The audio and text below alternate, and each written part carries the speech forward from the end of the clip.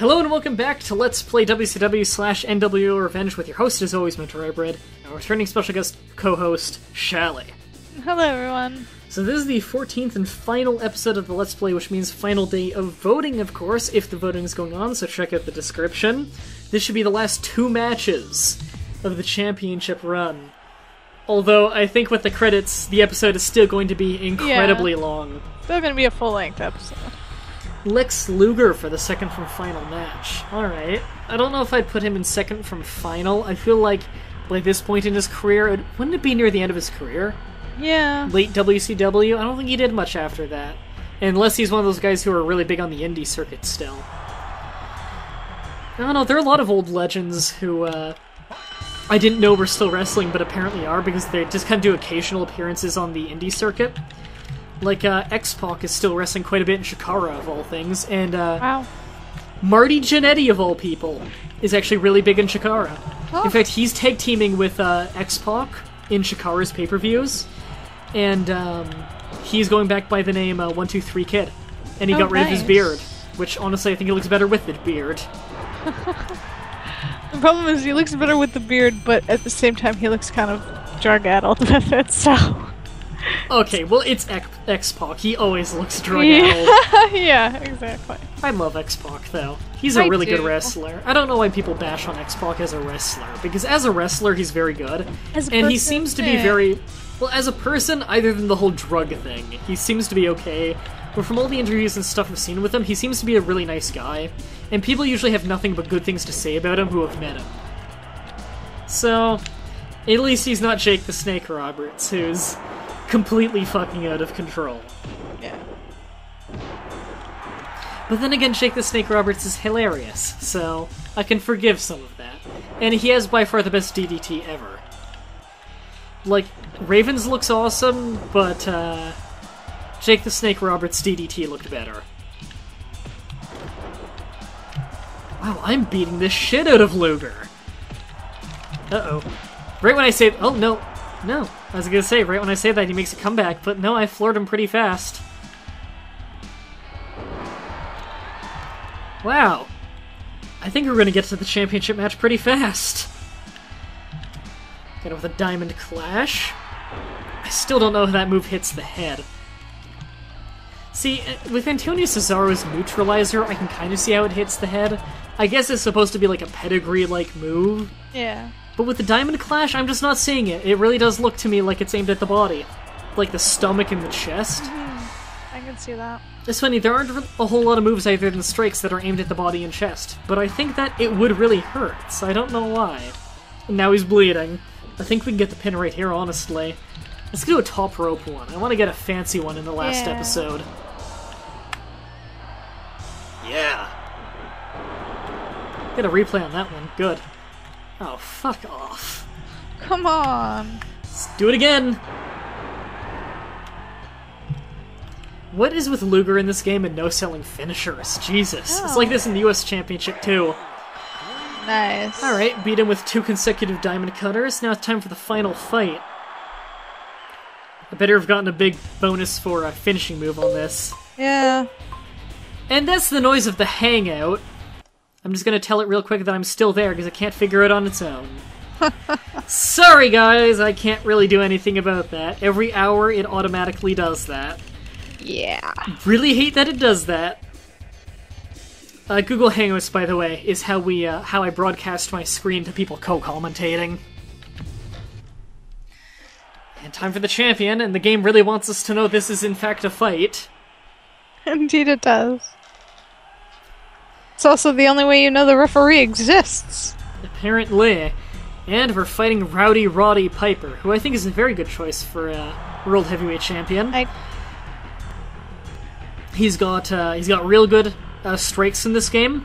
His finishers are the Running Bulldog and the Sleeper Hold, so he is very good at submissions. And I have a feeling this is going to be a very hard bout, because it's the final match of the entire game. Oh, starting off this match with a lockup, I like it. Rowdy Roddy is well known as one of the toughest guys in wrestling you can think of. He's also one of the funniest, one of the most awesome, and probably the one who went into acting after that I love the most. Yeah. Rowdy Roddy Piper movies are fucking amazing. Oh god, They Live. I love the movie They Live. Oh god. And not just when he wrestled that black dude in the parking lot. Although that was probably my favorite scene. Rowdy Roddy Piper. He's infamous for his, like, awesome storylines. Like, have you ever seen any interviews with Rowdy Roddy Piper? A couple, yeah. Have you ever seen when he told the story about when he went in blackface to WrestleMania? Oh my god, yes. Yeah, who was he fighting again? Was it Bad News Brown? It was either Coco or Bad News Brown. I think it was Bad News Brown. Actually, maybe Ahmed Johnson? No, it was Bad News Brown. Had to have been. It was like WrestleMania 4 or 5, maybe. And Rowdy Roddy was gonna fight him because they had a feud. And Rowdy Roddy was the heel, of course, because he usually was. And he showed up to work that day. He showed up backstage, and they wanted to cut a promo and stuff. They wanted him to cut a heel promo. So Vince McMahon, just walking through the hallway, saw Rowdy Roddy, and he asked him, like, so what are you going to do for this promo and stuff? Like, what are you going to do to build heat before the match? And in Roddy's own words, oh, pulling pile driver. No, that's not what he said. In his own words, he just stood there, and he kind of looked up for a second, and he turned to Vince McMahon, and he's like, I'm going to paint half my body black. And apparently Vince McMahon's response was, I love you. So Rowdy Roddy Piper just painted half of his body, a straight line, vertically on his body, painted half of his body black. Because. Didn't he win that match? I think so. I think he won that match. Fuck, I love Rowdy Roddy Piper. Oh god, he's hilarious.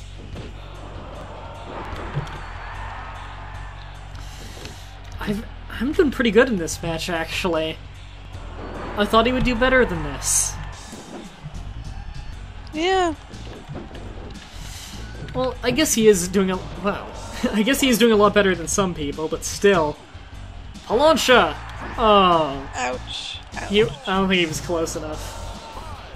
Okay, second time's the charm. Let's knock him out of the ring. Knock him out of the ring. Knock him out of the... Ow! Poked me in the eyes. What the... Motherfucker! Okay. Out of the ring. You see, it worked that time. You just have to say it enough times. That's how the game works. Exactly. That's why my microphone is turned on. It hears me. Got the Palancha. Yeah, let's go for another one. Fuck. Can't get overzealous. Come on. Come into the ring. Come into the ring. Come on. Come on.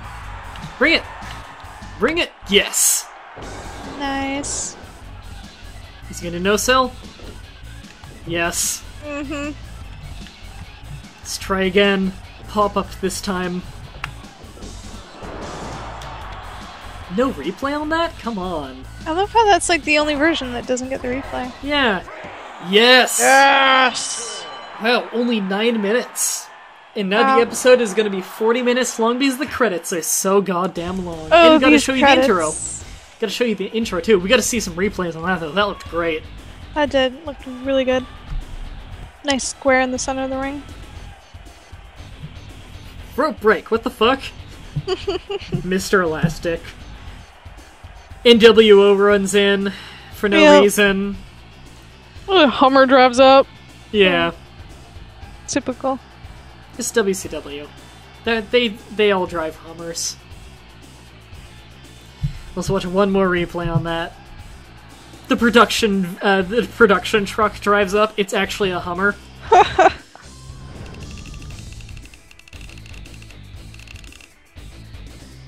Alright, pretty good score for the final battle. Wonder how high I'm gonna rank on it. Congo Rations, you have won the WCW World Heavyweight belt with Diamond Dallas Page. As it should be.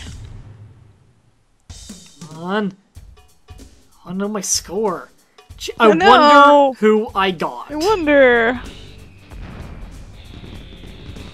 Rowdy Roddy Piper! Hooray!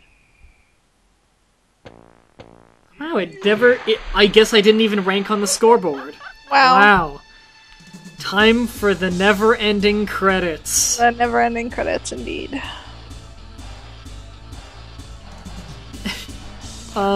These are like the most obscured credits ever. Good job programming that one, guys. The credits go behind the fence. You can hardly see it. They also go behind the credits. And the TV. And the TV. They're like, we gotta put credits in, but we don't really want people to read them, so... And I guess these are the creators of the game.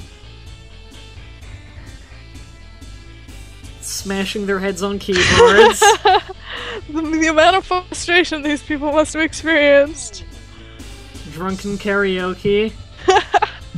I have nothing to commentate on here. Well, it is Aki Corporation, so lots of Asians having karaoke's. There's nothing I can really say right now. Commentating over credits. There's not much to work with other than funny names, which I'm not seeing any. All we have to work with is what pops up on that TV. I wonder what Aki Corporation does now, because they made all the really good wrestling games for the N64. They did, didn't they? All the really good ones were them. Virtual Pro Wrestling, WWF No Mercy, this one, all them. They made the really good ones. I wonder what they do now. Ew. I'm just kind of like anticipating what the next one will be. I don't know what the fuck I just saw. I don't know.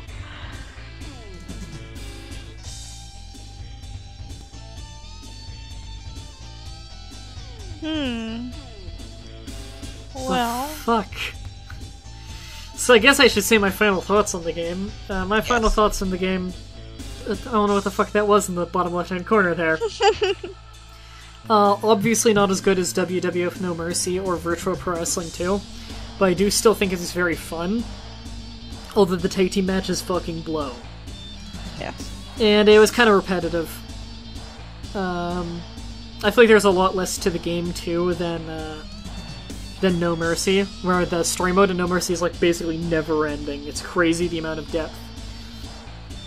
The gameplay felt good. I liked it. I thought it was a good game.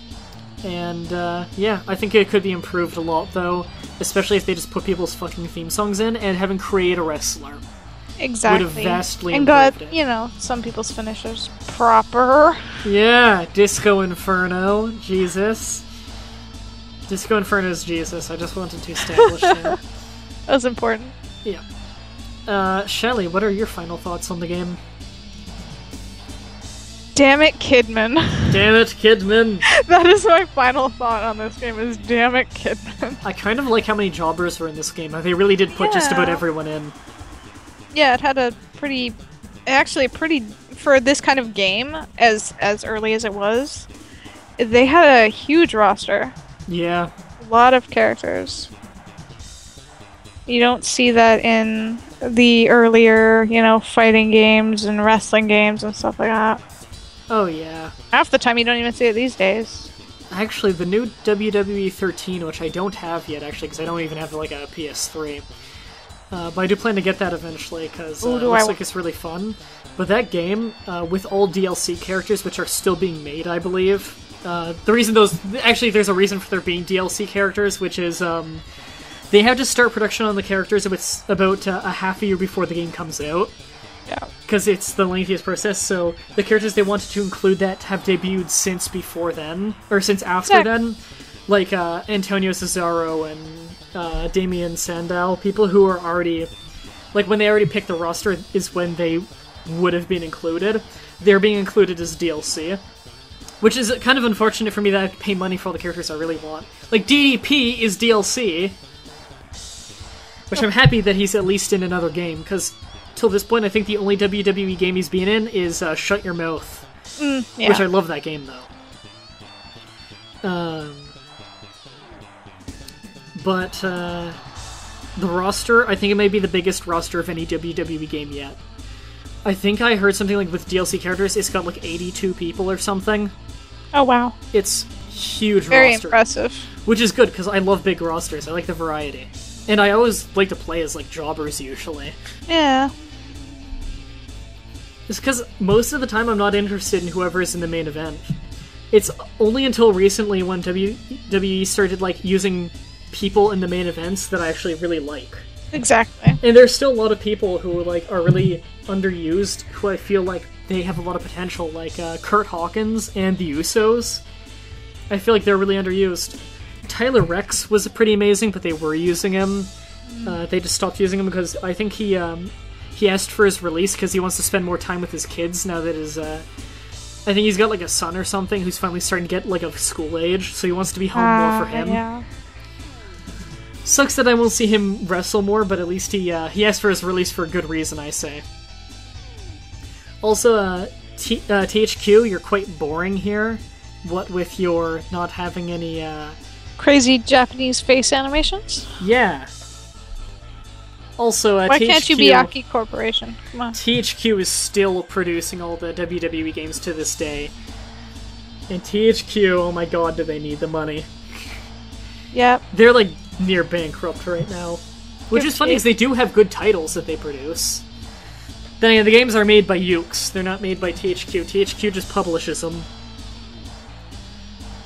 Ukes makes good games, though. Yep.